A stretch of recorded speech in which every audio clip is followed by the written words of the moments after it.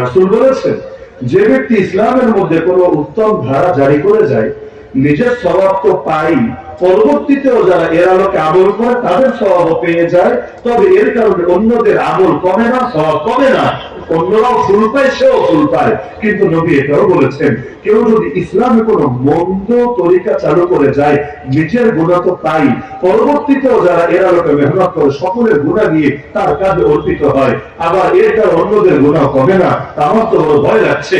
মান সান্না ফিল ইসলামি সুন্নাতান হাসানা ফালাহু আজরুহা ওয়া আজরু মান আমিলা বিহা মিন গায়রি আন ইউনকাসা মিন উজুরিহিম শাই ওয়া মান সান্না ফিল ইসলামি সুন্নাতান সাইয়্যিআ ফাআলাইহি উজরুহা ওয়া উজরু মান আমিলা বিহা মিন গায়রি আন ইউনকাসা মিন আওজারিহিম শাই। বড় ভয় লাগছে, যদি মেহনতটা আসলেই আল্লাহর কাছে মকবুল মেহনত হয়, আল্লাহ তা আমাকে অনেক সওয়াব দিবেন। কিন্তু আল্লাহ না করুক, আল্লাহ না করুক, যদি এটা কোনো মন্দ কিছু হয়, আমি এত মানুষের পাপের দায় ছোট কাঁধে